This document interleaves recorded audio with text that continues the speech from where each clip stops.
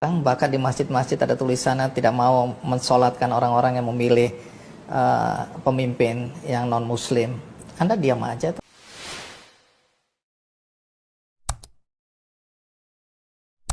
Tetap mengejar Anda dengan pandangan-pandangan curiga dari orang-orang yang tidak menginginkan Anda menjadi presiden. Ada satu momen di mana mereka bilang sebenarnya Anda ini berbahaya sekali. Karena Anda memecah belah umat. Ini kembali sedikit ke belakang ya. Ketika Anda baru saja dilantik menjadi gubernur, statement pertama Anda adalah ini kemenangan pribumi yang selama ini dijajah. Kenapa harus ada keluar statement pribumi? Apa pesan yang sebenarnya ini ingin Anda sampaikan hari itu? Ini adalah salah satu contoh lagi, Bang.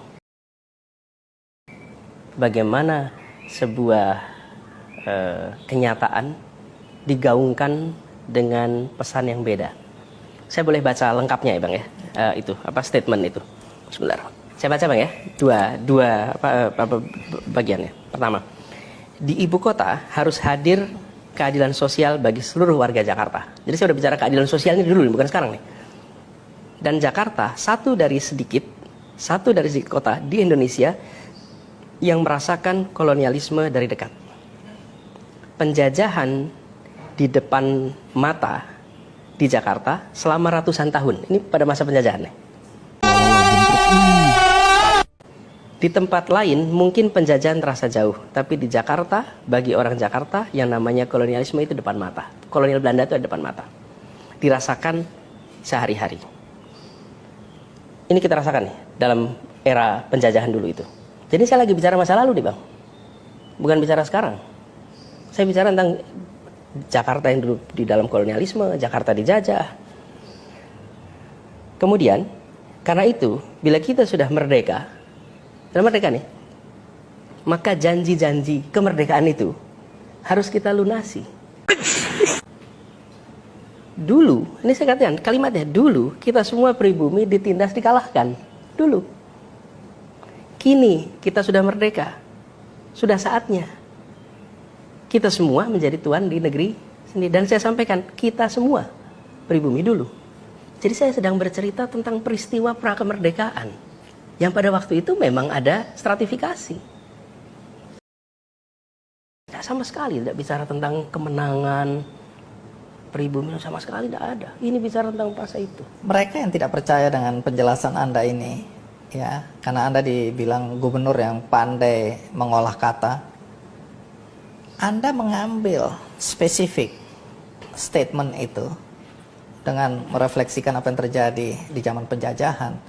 Itu menjadi ada konteksnya ketika yang Anda hadapi dalam kompetisi adalah Pak Ahok yang keturunan Tionghoa. Sehingga orang tidak bisa lagi melihat apa yang Anda sampaikan sebagaimana yang Anda maksudkan. Ini adalah simbol-simbol pernyataan Anda bahwa Tionghoa adalah penjajah, sekarang pribumi yang mengambil alih kota Jakarta. Itu kan bisa diartikan seperti itu pesannya. Boleh, jika sesudah itu saya tidak bertugas. Oke? Sesudah itu saya bertugas. Sesudah saya bertugas di Jakarta, apakah dalam bertugas diskriminatif? Apakah dalam bertugas menunjukkan sikap membeda-bedakan? Kalau sangkaan itu benar, maka selama saya bertugas ada diskriminasi, ada pembedaan. Nyatanya tidak. Justru merangkul semua. Sekali lagi orang yang tidak menghendaki Anda jadi presiden ini ya, punya argumentasi berkaitan dengan Anda selalu menyebut, silakan lihat rekam jejak. Rekam jejak Anda yang menjadi dosa Anda yang selalu disampaikan berulang-ulang. Dan ini beredar di masyarakat. Anda kan dulu bilang bagaimana kita harus merajut tenun kebinekaan.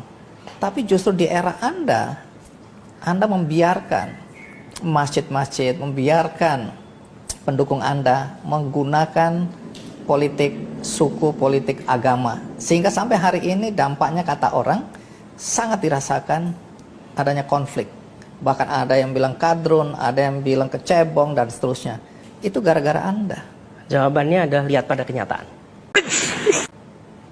Bukan hanya lihat apa yang saya sampaikan, Bang. Lihat pada kenyataan. Kenyataannya yang disebut sebagai polarisasi, bahkan sampai retak, robek kalau turun kebangsaan, itu tegang sudah mulai 2012.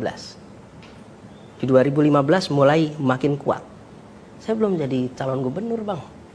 Itu sudah rame. Saya masih tugas di Kementerian Pendidikan Kebudayaan. Apa yang Anda sampaikan ini? Poinnya adalah polarisasi sudah, bicara identitas itu sudah terjadi sebelum saya menjadi calon gubernur. Bahkan narasi baik yang pro Pak Basuki maupun yang anti Pak Basuki itu sudah ada sebelum saya jadi calon gubernur. Sudah ada di situ. Keramaian itu tinggal dilihat aja di catatan sosial media, di catatan media-media. Kampanye misalnya, lebih baik Muslim tidak korup daripada pemimpin tidak non Muslim tapi tidak korup daripada Muslim tapi korup misalnya.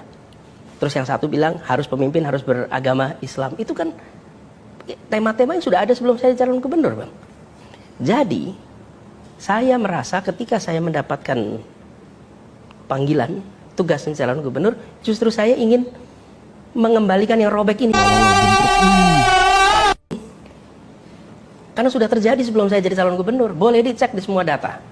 Saya menjadi calon gubernur bulan September tahun 2016. Keramaian ini sudah terjadi bertahun sebelumnya. Satu lagi klarifikasi mengenai apa yang Anda lakukan melalui rekam jejak Anda ketika kampanye. Karena ini juga selalu menjadi dosa Anda ya.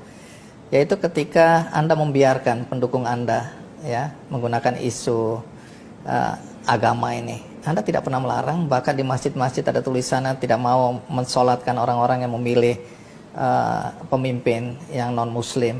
Anda diam aja tuh. Jadi Anda membiarkan sebenarnya keadaan ini dan Anda mengambil manfaat dari situasi yang menguntungkan Anda ini. Pertama soal sebagai sebutan istilah sebagai dosa, dianggap. Saya rasa bukan sebagai dosa. Itu dianggap, mereka mencoba melabelkan itu.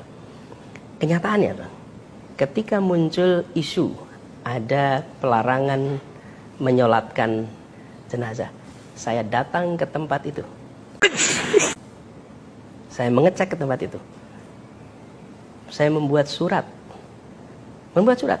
kepada semua bahwa tidak boleh ada pernyataan dan tidak boleh ada kegiatan pelarangan sholat. Kita semua punya ada kewajiban. Saksi, ada bukti? Oh, ada suratnya.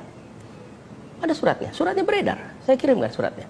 Jadi inilah situasi, Bang, yang dihadapi di dalam masa kampanye. Kita kemudian lihat recovery-nya harus serius, dan itu yang kita kerjakan.